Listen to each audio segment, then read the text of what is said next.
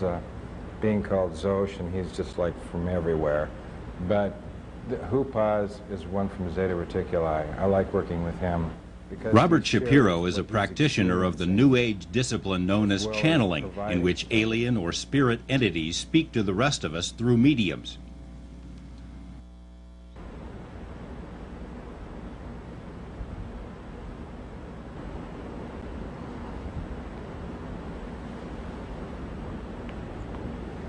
All right, Hupaz speaking. Well, I will respond to questions. Most people, especially scientists, don't give much credence to channeling. Anyone who talks with aliens on a regular basis must have a problem. It was the same back in the 1950s with the first of the so-called contactees, people like George Adamski, who claimed to have taken rides on spaceships with Venusians.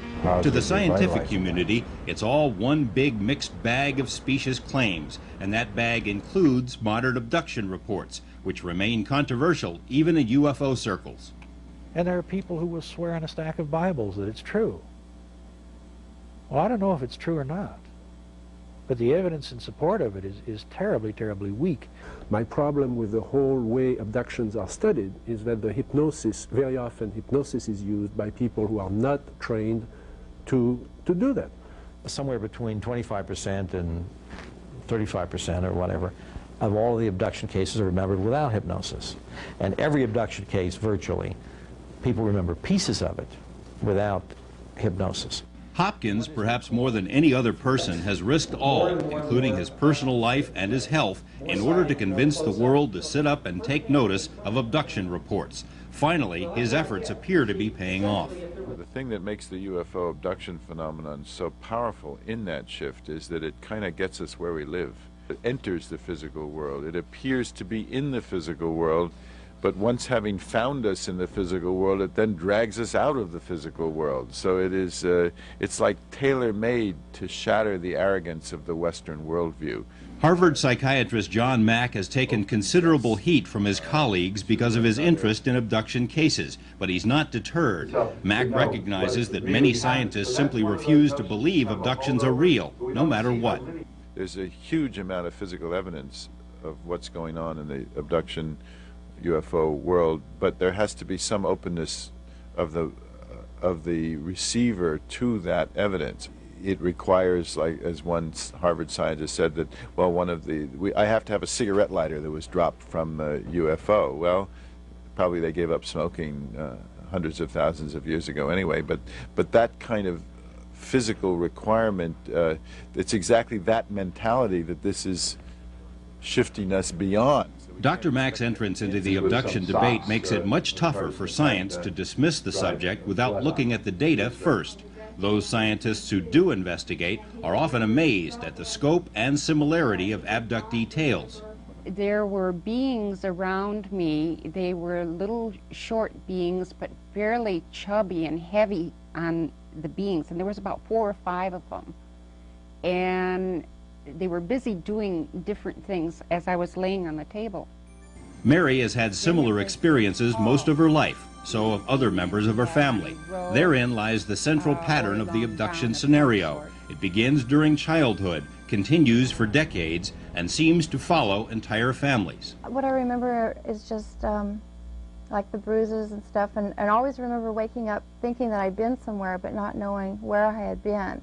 But I remember seeing flying saucers. Anderson has had a lifetime of UFO sightings, abduction experiences, missing time, and unexplained scars. The same was true of her mother, and is now true for her daughter. The basic patterns are so narrowly similar over and over and over again that they simply preclude human fantasy as having been the cause. There's a very strong physical component to this data, that a person who is abducted actually is missing from their normal environment during the abduction experience, and that people have multiple abductions. There are people abducted together at the same time who confirm each other's abductions, and some of those people may not be abducted themselves even. And we have independent people who see other people being abducted, and there's scars, right, scars on people's bodies and all sorts of other things. And any theory that explains the abduction phenomenon must take into account the physical aspect of it.